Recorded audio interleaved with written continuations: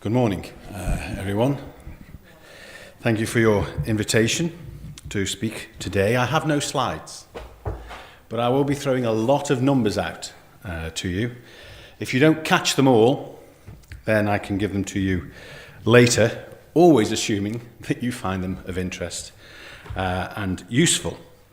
But today, my point is that labour market developments across the European Union, as we understand them over the next decade, and irrespective of the United Kingdom's relationship with the European Union, will require more employer engagement to provide work-based learning and training, not just of young people, but also of adults.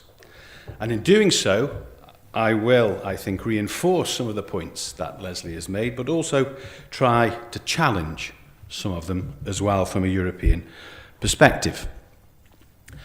More employer engagement is required if we are to, firstly, reduce unemployment among young people and adults across the EU, and also, it sounds pretty blindingly obvious, but it is the truth, if we are to provide the skills to people that the future labour market requires. But the problem is that across the EU, including the UK, employer engagement in education and training is patchy. And although it is excellent in some areas, in some countries, there is plenty of room for improvement. But that improvement depends on changing some well-entrenched views, including views amongst employers. First, reducing unemployment. For young people and their transition into the labour market, many studies show and underline the benefits of work-based learning. In 2014, in the EU, the average employment rate of upper secondary vet training graduates was aged between 20 to 34 was 76.9%, compared to 70.6% of those people in the same age group who followed the general route. So an employment premium on average of around 6% higher for vet graduates. However, in the EU, only around 1 in 7 upper secondary students in the EU are in vocational courses that combine school and work-based learning, including apprenticeships. Now, unsurprisingly, there are wide differences between countries. In Denmark and Switzerland, almost all students in initial vocational education and training are in some form of combined school and work-based learning. And the figure in Germany is around 87%. It's worth noting that in all of these countries, unemployment among young people is less than half the EU average. And the employment rate of upper secondary vet graduates in these countries is over 85%. Now, CEDEFOP undertook a survey that looked at skill mismatch among adult employees across the European Union in 2014. And it found that people whose studies had involved work-based learning were not only more likely to find a job, but were more likely to find a better job, one that provided skill-intensive opportunities for learning later on. However, amongst the 49,000 adults who were surveyed across the EU, only 40% had completed education or training that involved some work-based learning. Now, again, this varies across countries and also varies across fields of study. Only about 25% of younger graduates in humanities, languages, arts, economics, business and law had participated in any sort of work-based learning during their education and training. The numbers also vary across sectors. And surprisingly, 62% of adult employees in professional, scientific or technical services completed studies only in an educational institution. So although work-based learning, including apprenticeships, provides an opportunity to find a good job in the labour market, there is considerable scope for broadening opportunities for it. And work-based learning could also help reduce unemployment amongst adults. And this, actually, the importance of this is emphasised by demography. Although you would not notice it by looking across this room, the European workforce is getting older. And the number of people aged between 55 and 64 in the European labour force will increase by something like 6 million between now and 2025. In contrast, those aged between 16 and 44 will fall by about 7 million. And also, as the labour force is getting older, it's shrinking.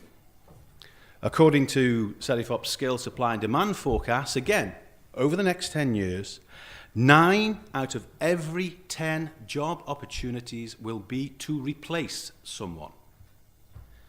Many of those people will have retired and left the labour force, including me, God willing.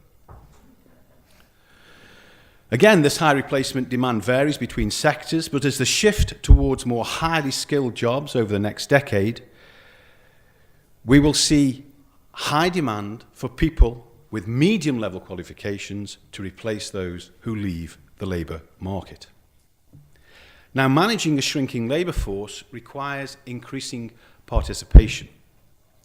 But according to the latest data from the Adult Education Survey, which relates to 2011, only around 16% of unemployed people and 5% of people who are inactive have had any opportunity for work-based learning. Instead, the schemes that attempt to bring people back into the labour market are not linked strictly to the demands of the labour market and do not provide the opportunity for experience for work-based learning to enable people to have employment opportunities. So, work-based learning increases the opportunity of finding a job. But why does it do that? Again, obviously, it does that because it provides the opportunity to acquire the skills that employers need. And these are the skills that many employers say that they cannot find, despite high unemployment and underemployment in many EU countries. Surveys generally find around 1 in 3 employers has problems filling vacancies.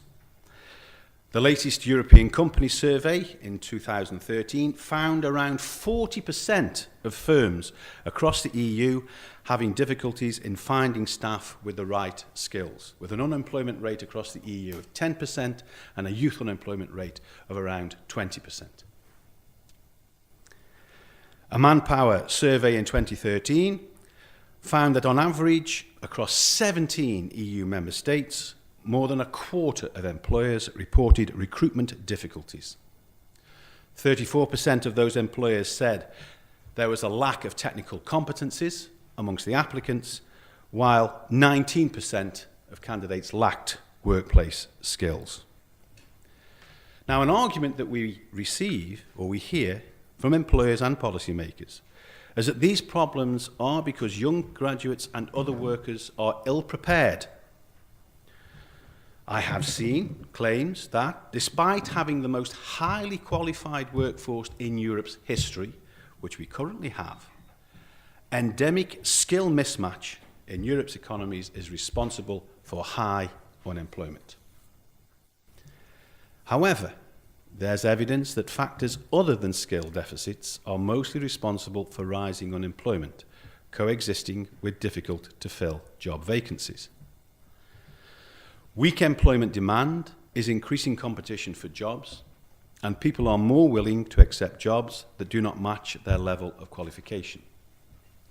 In the EU, around 29% of highly qualified workers are in jobs usually requiring medium to low level qualifications, making them overqualified. 29%. Even highly qualified candidates have the wrong skills, according to some employers.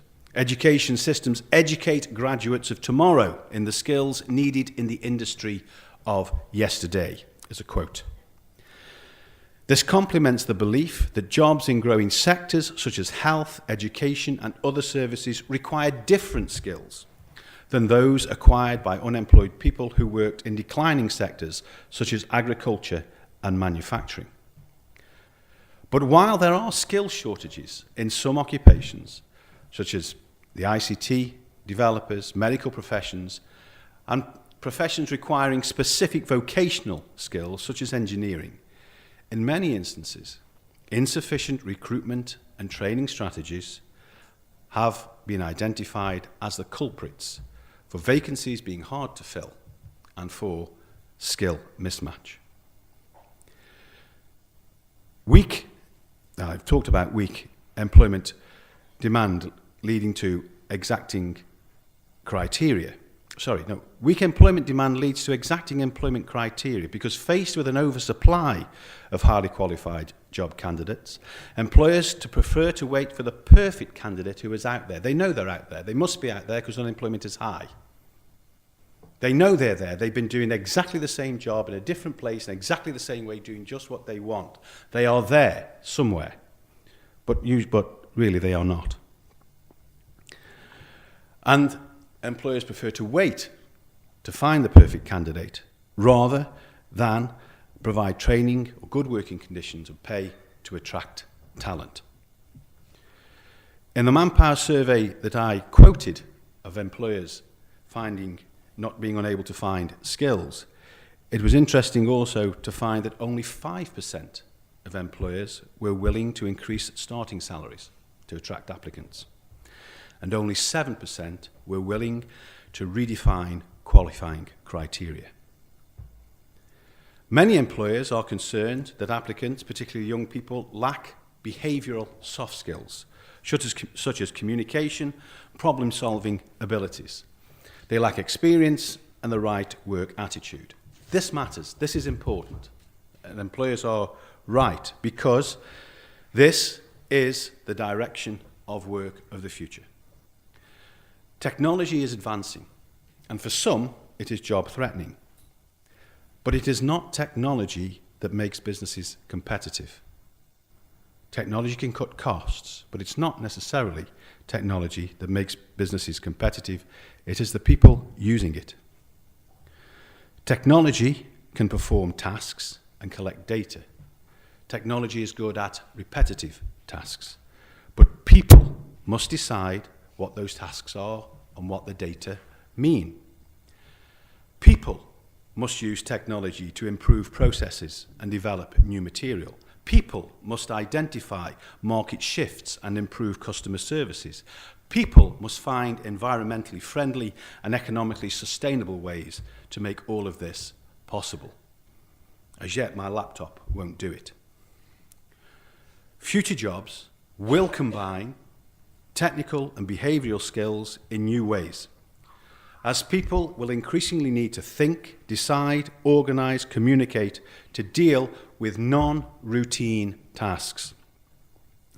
And jobs at all levels will become more demanding in the sense that people, their ideas, the services they provide, and the trust that they create with customers are increasingly the competitive edge.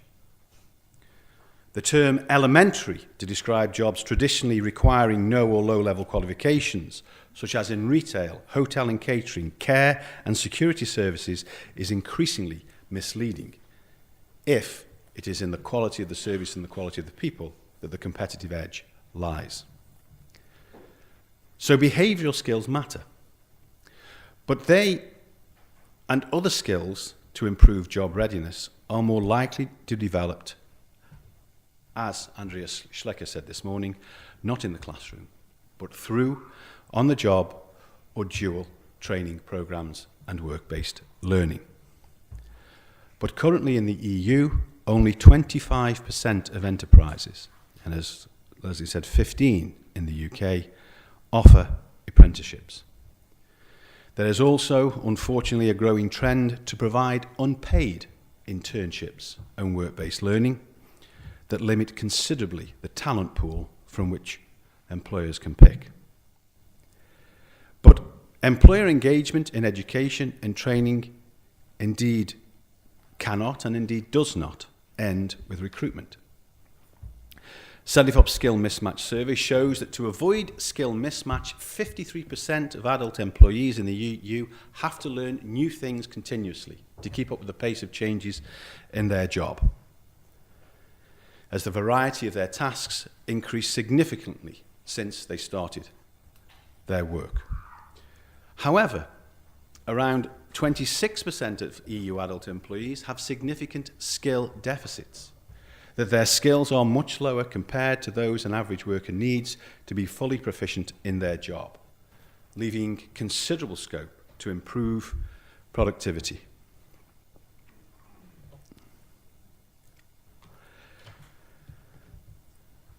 The survey also emphasises the importance of developing and using employee skills in the workplace, employer engagement to continuing training. Around 83% of adult workers in the EU whose skills match their jobs when they recruited have seen their jobs become more difficult. And 85% have seen their tasks become more varied. However, 25% of adult workers say that they underuse their skills, despite their qualifications matching their job. And also worryingly, around 27% of adult employees, more than a quarter, are in dead-end jobs with higher skills than they need and only limited potential to develop. We are not using the potential of our workforce sufficiently.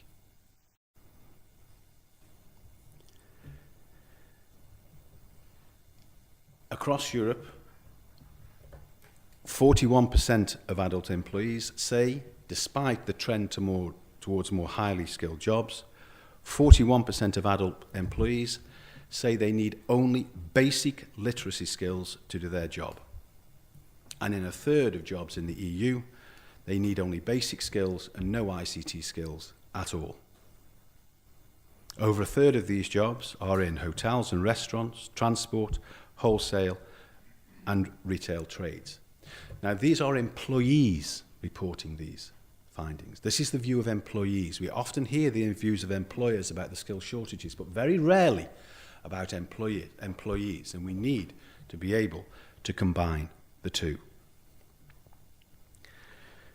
Skill-intensive jobs that have complex tasks, that provide opportunities to acquire skills continually, are a sign of a healthy labour market. And indeed, Europe needs more jobs like that to fully use and develop the skills of its workforce. Good skills requires good jobs. If we're going to have adults who are going to have the skills of the future, they need to be in good jobs. This requires the creation of learning conducive work environments and high-performance workplaces, as Leslie talked about earlier, a modern work organisation that encourages task variety and complexity, encourages autonomy and teamwork, and that uses forward-looking human resource strategies. And so, for all of those reasons, to reduce unemployment, to provide the skills of the future, to use the full potential that we have of the workforce, employer engagement in education has never been more important. But how to encourage it? How to encourage it? Well, yesterday, was it Peter Field in the opening presentation talked about issues around culture. What was it? It's culture, economics, and institutions.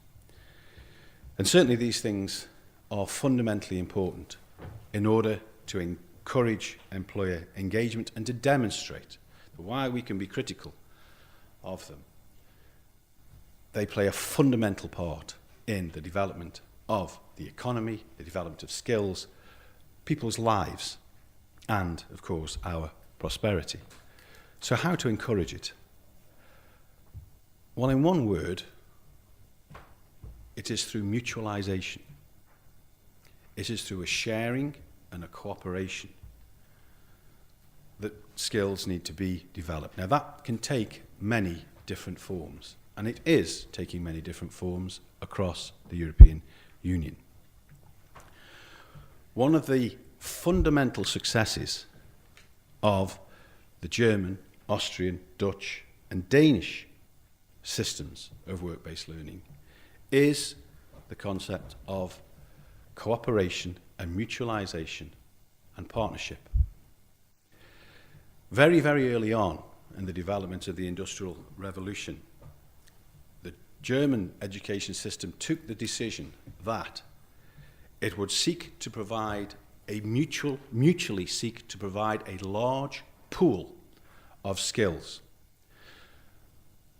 That training would focus on not just the technical skills, but also the general behavioural skills, as we heard earlier.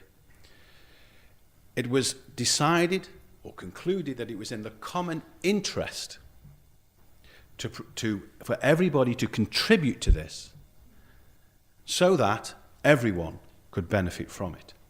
This contrasts with the approach taken in the UK, where a very strong human capital theory applies, where the employer is only going to pay for the training that is appropriate to their organisation.